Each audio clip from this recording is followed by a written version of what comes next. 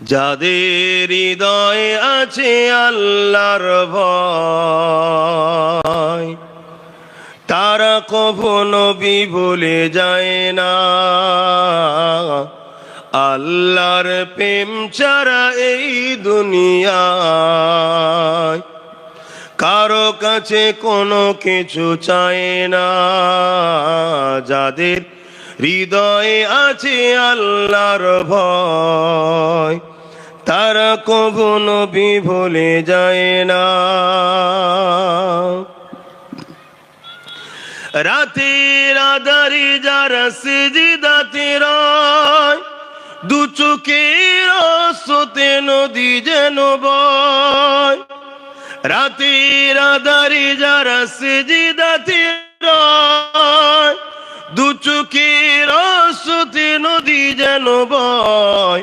ছলনারা চানি যত আসো, ছলনারা চানি যত আসো, পিছনে ফিরো তাকায় না। যাদের হৃদয়ে আছে আল্লাহর ভয়, তারা কখনো ভুলে যায় না। দিন কায়েমের পথে যারা অবিচল, তারা হলো আল্লাহর প্রিয়জন।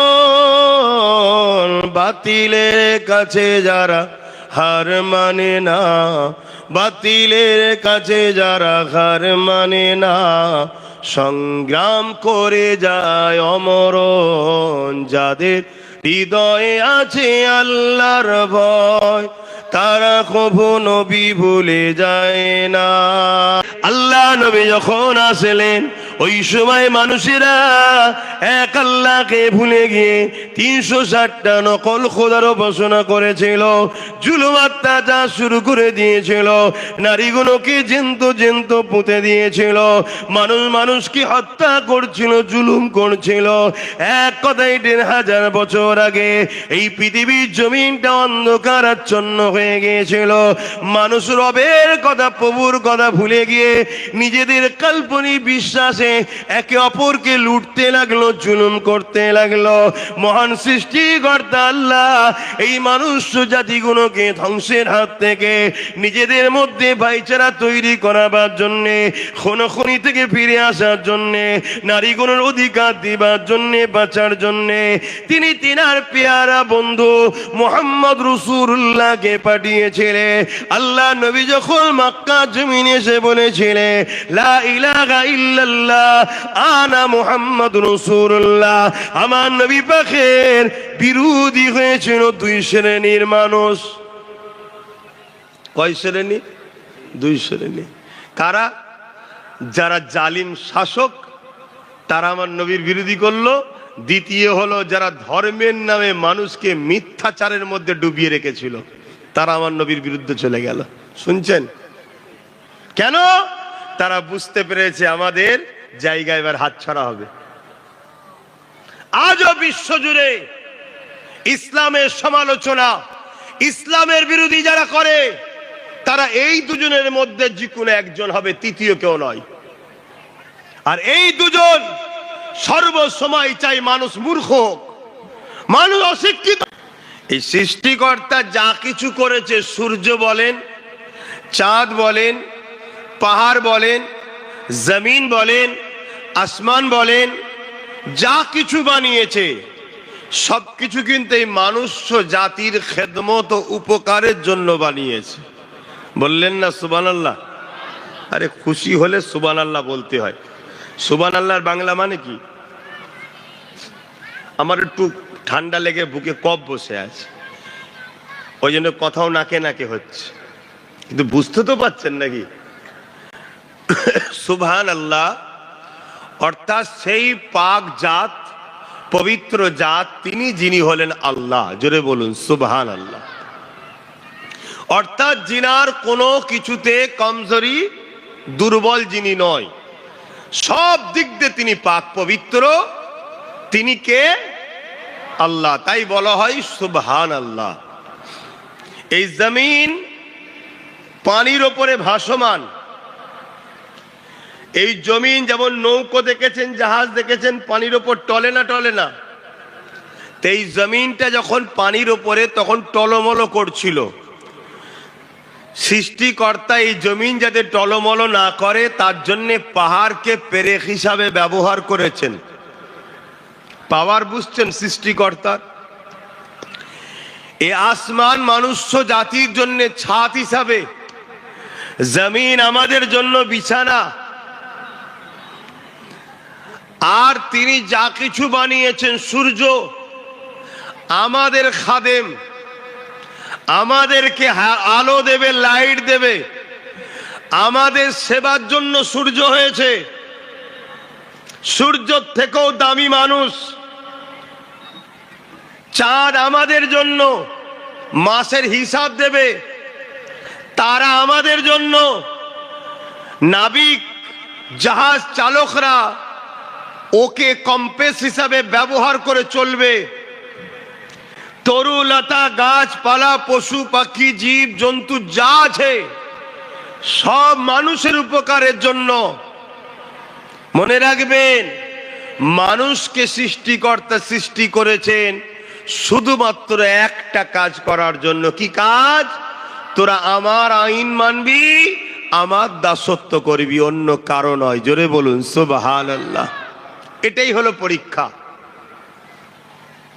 জমিনে তোদেরকে পাঠালাম, যা বাপ আদম মা হাওয়া তোদের মিলনের মাধ্যমে পৃথিবীতে মানুষ হবে।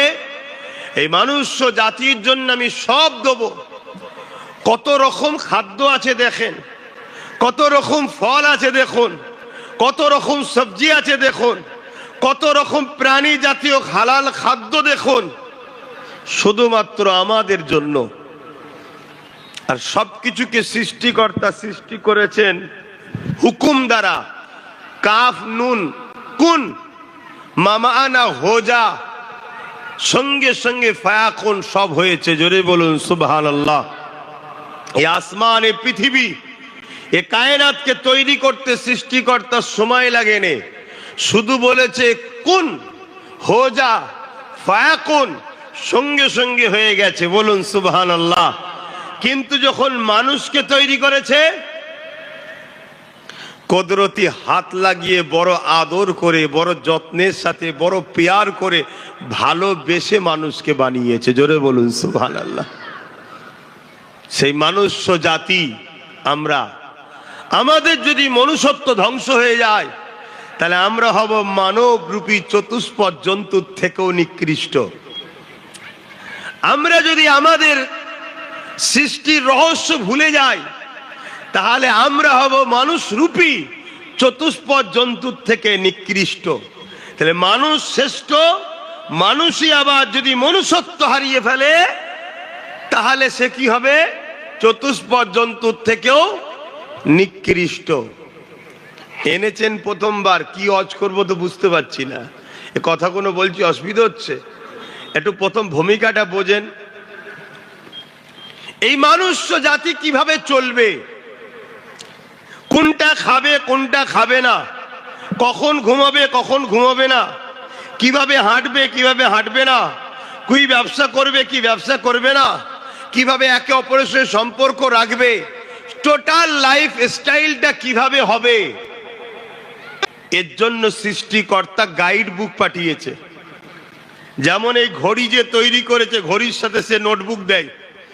এই মেশিন পত্র যে বানিয়েছে ইঞ্জিনিয়ার, সে ভালো জানে এর মধ্যে কি কি পার্টস আছে, এর জন্য একটা গাইড বুক দেয়, নোটবুক দেয়। পানি এর জন্য উপকারী না অপকারী ওই গাইড বুকে লেখা আছে। মোবাইল যে বানিয়েছে, মোবাইলের সাথে নোটবুক দেয়, চার্জ কতক্ষণ দিতে হবে কতক্ষণ দিতে হবে না, পানি তার জন্য ভালো না খারাপ, রোদ তার জন্য ভালো না খারাপ, টোটাল বিবরণ দেয়া থাকে। অন্য কেউ গাইড বুক দিলে মানা যাবে না এবং সেটা ঠিক হবে না, কেন সে তো বানায়নি। ঠিক তেমনি মানুষের জন্য উঠা বসা চলা ফেরা শোয়া খাওয়া টোটাল লাইফটা কিভাবে হবে এর গাইড বুক সৃষ্টিকর্তা ছাড়া অন্য কেউ দিলে মানায় না, এবং সেটা মানাটাও শিক্ষিতর পরিচয়। জোরে বলুন, হবে না। তাই সৃষ্টিকর্তা আমাদের চলার জন্য যুগে যুগে গাইড বুক পাঠিয়েছে, আর ওই গাইড বুকটা আমাদেরকে পড়িয়ে বুঝাবার জন্য একজন করে মেসেঞ্জার, আওতার, প্রফেট, রসুল, নবী পাঠিয়েছে। সংস্কৃতি ভাষায় আওতার বলে, ইংলিশে মেসেঞ্জার বলে, বিভিন্ন ভাষায় বিভিন্ন বলে। সৃষ্টিকর্তা পাঠিয়েছে, ওই গাইড বুক থেকে আমাদেরকে শিক্ষা দেবে, তোমাদের জন্য এইভাবে জীবন যাপন করতে হবে, যদি করো তাহলে তোমরা প্রভুর পরীক্ষায় কামিয়াবি হবে, তোমাদের রেজাল্ট ভালো হবে, তোমরা চিরশান্তির জান্নাত পাবে। জোরে বলুন সুবহানাল্লাহ। এবং তোমাদের এই চলার রাস্তাটার নাম কি বলুন? তোমাদের জীবন বিধান চলার রাস্তাটার নাম কি? এটা সবাই বলতে পারছেন না? ইসলাম। অনেকের ধারণা ইসলাম তো ১৫০০ বছরের, ধারণা আছে না নাই? একটু বলবেন তা কিনা? নতুন করে আবার একদল মিডিয়াও তো উঠে পড়ে লেগেছে আমার দোকানের দই মিষ্টি প্রচার করার জন্য। স্বাভাবিক, গয়লা কখনো বলে যে আমার দই টক, কি আমার দুধ খারাপ? বলে কেউ বলবে না, কিন্তু হাকিকাতটা জানতে হবে। শুধু ফেকলে হবে না, তার পিছনে যেন মজবুত দলিল থাকে, ঠিক না বেঠিক? দলিল তো দিতে হবে।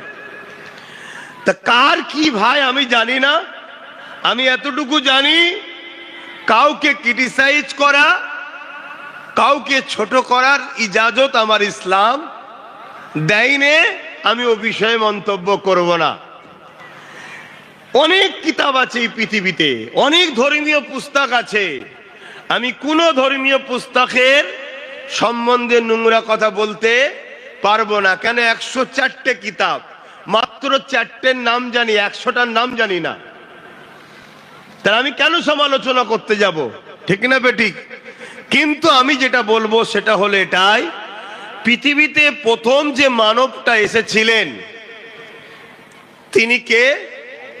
সকলে বলুন। আদম আলাইহিস সালাম। আর তিনার স্ত্রী কে ছিলেন? হাওয়া আলাইহিস সালাম। তিনি ছিলেন ইসলামের অনুসারী। জোরে বলুন সুবহানাল্লাহ। কেন? বাপ আদম ছিলেন একত্ববাদের বিশ্বাসী, অর্থাৎ এক প্রভু, এক রব, এক খালেক, সৃষ্টিকর্তা একজন, স্রষ্টা একজন, এই বিশ্বাসী ছিলেন বাপ আদম। মা হাওয়াও ছিলেন এই বিশ্বাসী। আলহামদুলিল্লাহ, ইসলাম সেদিন থেকে শুরু, যেদিন 3টে মানুষ ছিল না, 2টো মানুষ ছিল, দুজনেই ইসলামের অনুসারী ছিলেন। জোরে বলুন সুবহানাল্লাহ, আরো জোরে বলুন সুবহানাল্লাহ। দিনে দিনে বাপের ছেলে বেড়েছে, 1000 জনের 1000 পছন্দ হয়েছে। কারো পছন্দকে আমি পক্ষে বিপক্ষে যাচ্ছি না।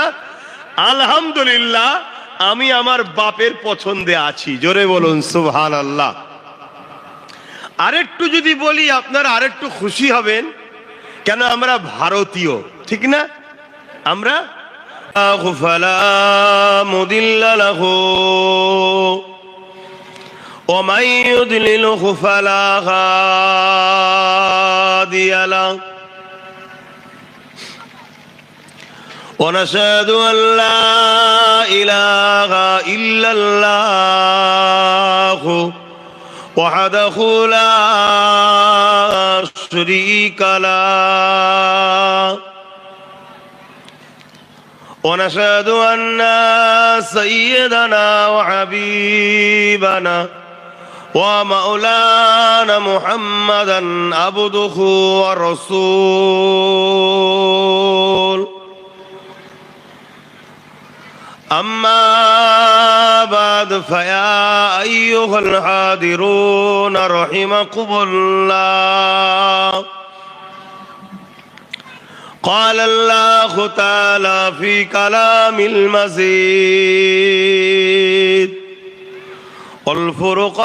والفرقان الحميد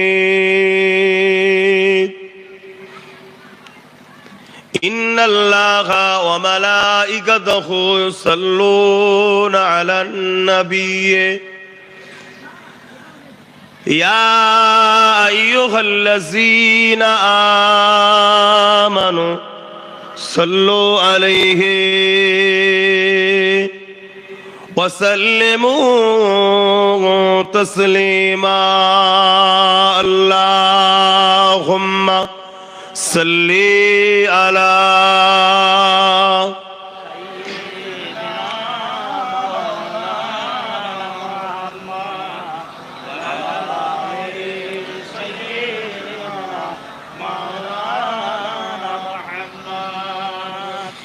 एक मैं नहीं उन पर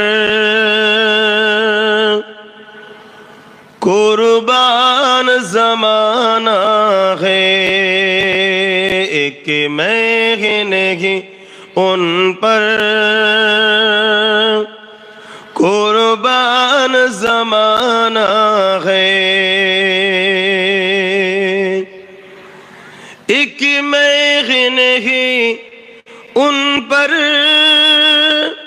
कुर्बान ज़माना है, जो रब्बे दो आलम का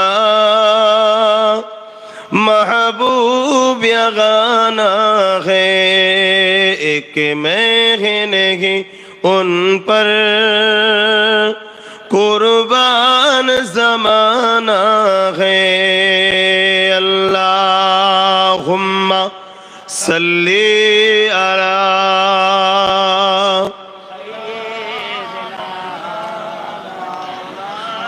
वला आली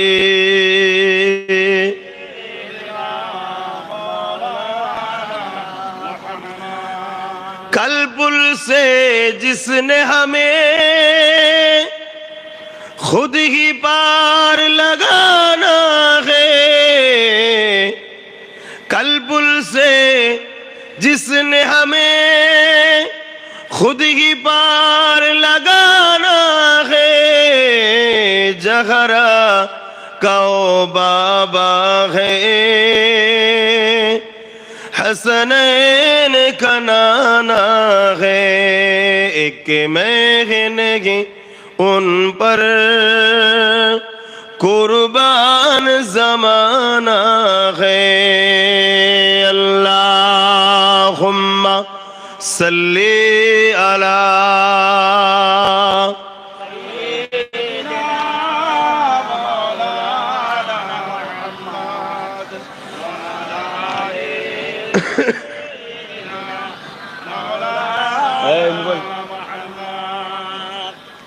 কমিটির ভাই যারা আছে তাদেরকে বলবো, আপনাদের ব্যবস্থা আছে কি জানি না, তারপরেও প্রশাসন ভাইগুলোকে চেয়ার দাও বসতে, কতক্ষণ তারা দাঁড়িয়ে থাকবে,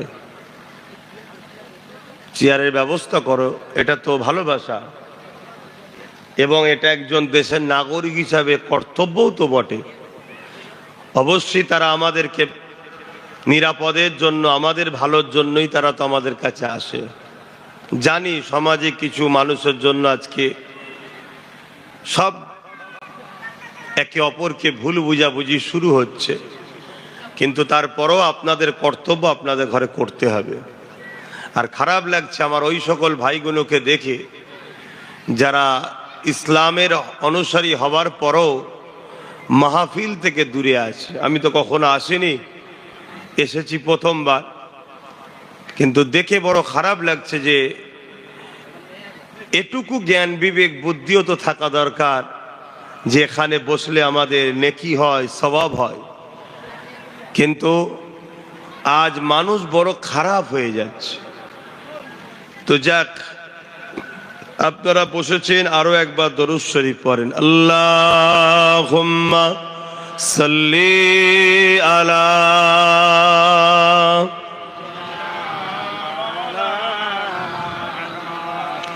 ওয়ালা আলি সাইয়্যিদিনা কালিমা লা ইলাহা ইল্লাল্লাহ, লা ইলাহা লা ইলাহা ইল্লাল্লাহ মুহাম্মাদুর রাসূলুল্লাহ, লা ইলাহা জোরে জোরে লা ইলাহা ইল্লাল্লাহ, লা ইলাহা, লা ইলাহা ইল্লাল্লাহ মুহাম্মাদুর রাসূলুল্লাহ, হাসবি রাব্বি জাল্লাল্লাহ, মা ফি কলবি গায়রুল্লাহ, নূর মুহাম্মদ সাল্লাল্লাহ, হক লা ইলাহা ইল্লাল্লাহ, লা ইলাহা, লা ইলাহা ইল্লাল্লাহ মুহাম্মাদুর রাসূলুল্লাহ। আল্লাহুম্মা সাল্লি আলা সাইয়্যিদিনা মাওলানা মুহাম্মাদ ওয়া আলা আলিহি।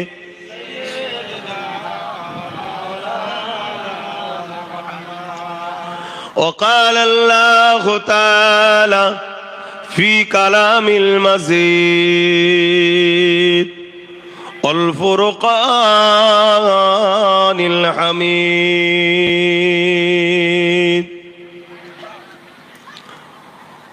وما خلقت الجن والإنس إلا ليعبدون। উপস্থিত হাজরানে মজলিস, আমার আব্বাজানেরা, আমার নওজোয়ান তরুণেরা, যুবকেরা, ছোট ছোট বাচ্চারা, দূর দূরান্তে অবস্থিত আমাদের সকলের আম্মা ও বোনেরা, এই পৃথিবী কিন্তু আমাদের কারো জন্যই চিরস্থায়ী নয়। সাকসেসফুলের আগে একটা পরীক্ষা দিতে হয়। এই পৃথিবীটা হলো মনুষ্য জাতির জন্য একটা পরীক্ষার সেন্টার। এখানে এসেছি আমরা আখেরাতের কামাইয়ের জন্যে। যেমন বাজার বসে, বাজারে যায় আমরা কিছু খরিদের জন্য, এটা হলো আখেরাতে সঞ্চয় করার বাজার। এখানে কাউকে 30, কাউকে 40, কাউকে 50, কাউকে 60, কাউকে 70, কাউকে 100 বছর। আগেকারের সময়ের মানুষেরা 500, 600, 1000, 2000, 2500 বছর করেও বাঁচত। যত দিন যাচ্ছে মানুষের হায়াতও কমছে। মহান সৃষ্টিকর্তা আমাদেরকে দুনিয়ার বুকে সৃষ্টি করে পাঠিয়েছে শুধুমাত্র একটা পরীক্ষা নিতে। সেই পরীক্ষা হলো এটাই, আমরা সবকিছু পেয়ে তিনাকে মনে রাখি না ভুলে যাই। সবকিছুর ওপরে সৃষ্টিকর্তাকে বেশি প্রাধান্য দিই না দুনিয়া পেয়ে সৃষ্টিকর্তাকে ভুলে যাই। এই একটি মাত্র পরীক্ষার জন্য সৃষ্টিকর্তা আমাদেরকে এই দুনিয়ায় পাঠিয়েছে। যেমন প্রত্যেকটা সাকসেসের আগে একটা ইন্টারভিউ পরীক্ষা দিতে হয়। আমার এই যে পুলিশ ভাইগুলো রয়েছে, এমনি এমনি চাকরি পেয়ে যায়নি। এর আগে অনেক দৌড় ঝাঁপ, অনেক প্র্যাকটিস, অনেক পরীক্ষায় বসতে হয়েছে। যারা সত্যিকারের পড়াশোনা করেছে, ট্রাই করেছে, কষ্ট করেছে, মেহনত করেছে, টার্গেট সাকসেসফুল হওয়ার, তাদেরকে কেউ রুখে রাখতে পারে না। তারা সাকসেসফুল হয় 100%। তেমনি আমরা যদি টার্গেট করি মহান সৃষ্টিকর্তা যে জন্য পাঠিয়েছে, ওই টার্গেটে আমাদেরকে সাকসেসফুল হতে হবে, কামিয়াবি হতে হবে, তাহলে মহান সৃষ্টিকর্তা আমাদের জন্য পুরস্কার হিসাবে চিরশান্তির মেহমানখানা জান্নাত রেখেছে। জোরে বলুন সুবহানাল্লাহ। আর আমরা যদি এই সামান্য জিন্দেগি 15 থেকে 50, 15-র আগে দুনিয়ার রং তামাশা বুঝি না, আর 50 হয়ে গেলে আর রং তামাশা ভালোও লাগে না। এই 35টা বছর আবার ওর মধ্যে হাফ তো ঘুমিয়ে কাটে। শুনছেন তো নাকি? মানে 17.5 বছর। এই 17.5 বছরের মধ্যে আবার ব্যবসা বাণিজ্য, কারবার, সংসার, ছেলেপুলে, গড় ধরতে গেলে এই 8-10 বছরের জিন্দেগি আরাম আয়েশের। এই 8-10 বছরের জিন্দেগি কেউ যদি আরাম আয়েশ, লোভ লালসার মধ্যে কাটাতে চায়, তার জন্য চির জাহান্নাম আখেরাত রয়েছে। কেন? সে সৃষ্টিকর্তার অবাধ্য হয়েছে। আর কেউ যদি সৃষ্টিকর্তার দেখানো রাস্তায় চলে কাটায়, তার জন্য চির শান্তির মেহমানখানা জান্নাত আছে। জোরে বলুন সুবহানাল্লাহ। সৃষ্টিকর্তাকে জোরে বলুন। বিভিন্ন জন বিভিন্ন ভাষায় তো ডাকতে পারে, আমি জানি না কে কি ভাষায় ডাকে, তবে এতটুকু জানি সৃষ্টিকর্তা তিনি, তিনার সংজ্ঞা হলো এটা, কুল হু আল্লাহু আহাদ। সৃষ্টিকর্তার শর্ত হচ্ছে তিনি এক, আল্লাহুস সামাদ। সৃষ্টিকর্তা তিনি যিনি কারো মুখাপেক্ষী নয়, লাম ইয়ালিদ ওয়া লাম ইউলাদ। সৃষ্টিকর্তা তিনি জিনাত থেকে কেউ পয়দা নয়, তিনি কারো থেকে পয়দা নয়। অর্থাৎ সৃষ্টিকর্তা তিনি জিনার বাবা মাও নাই, সন্তান স্ত্রীও নাই। সন্তান স্ত্রী থাকলে সে যদি আকাশেও ওরে মহামানব বলতে পারি, সৃষ্টিকর্তা নয়। সৃষ্টিকর্তা তিনি ওয়ালাম ইয়াকুল্লাহু কুফুয়ান আহাদ, যিনি এক অদ্বিতীয়, তিনার সমকক্ষ কেউ নাই। তিনি হলেন সৃষ্টিকর্তা। কোরআনের ভাষাই হলো আল্লাহ। জোরে বলুন সুবহানাল্লাহ। লিল্লাহি মা ফিস সামাওয়াতি ওয়া মা ফিল আরদ। যিনি এই জমিন আসমানের একমাত্র মালিক, তিনি হলেন সৃষ্টিকর্তা। যিনি এই বিনা আসমান, এই বিশাল আসমানকে বিনা খুঁটিতে রেখেছে। সামান্য এই তেরপোলটাকে রাখতে গিয়ে আমাদের কত খুঁটি টাঙাতে হয়েছে, কত রশি, কত ঠেক দিতে হয়েছে, সাপোর্ট দিতে হয়েছে। মহান সৃষ্টিকর্তা তো তিনি, যিনি বিশাল আসমানকে বিনা খুঁটিতে রেখেছে। জোরে বলুন সুবহানাল্লাহ। সৃষ্টিকর্তা তো তিনি, যিনি জিনার কুদরতি হাত লাগিয়ে একটা মানুষ তৈরি করলেন, জিনার নাম হলো আদম। কি নাম? এটা সবাই বলবেন না, আদম। আর তিনার বাঁদিকের পাঁজরের বেঁকা হাড় থেকে তৈরি করলেন আর একজন নারীকে, জিনার নাম হলো হাওয়া। কিন্তু সম্মানের সাথে বলতে হবে আদম আলাইহিস সালাম, হাওয়া আলাইহিস সালাম, যাদের উপরে আল্লাহর শান্তি বর্ষণ হয়। জোরে বলুন সুবহানাল্লাহ। তিনারা হলেন পুরো মনুষ্য জাতির প্রথম বাবা ও মা। তাহলে আমাদের সবার প্রথম আব্বার নাম কি? জোরে বলুন। আর প্রথম আম্মা হাওয়া। মুসলিম হোক, হিন্দু হোক, খ্রিস্টান হোক, দলিত হোক, শিখ হোক, পাঞ্জাবি হোক, কুর্মি হোক, জাট হোক, যত যার ধর্ম যাই ভাষায় থাক না কেন, ইংলিশ বলুক, আরবি বলুক, ফার্সি বলুক, তেলেগু বলুক, হিন্দি বলুক, বাংলা বলুক, ভারতীয় হোক, পাকিস্তানি হোক, বাংলাদেশি হোক, ফ্রান্সি হোক, জাপানিয়ান হোক, পারস্য হোক, যেই হোক, মানুষ যারা, প্রত্যেকটা মানুষের শুরু এই প্রথম বাবা আদম আলাইহিস সালাম আর প্রথম মা, প্রথম নারী মা হাওয়া। এনাদের দুজনের মিলনের মাধ্যমে মানুষ জাতির সূচনা শুরু হয়েছে। জোরে বলুন সুবহানাল্লাহ। সৃষ্টিকর্তা তৈরি করছে। এর আগে আর একটা বলেলি,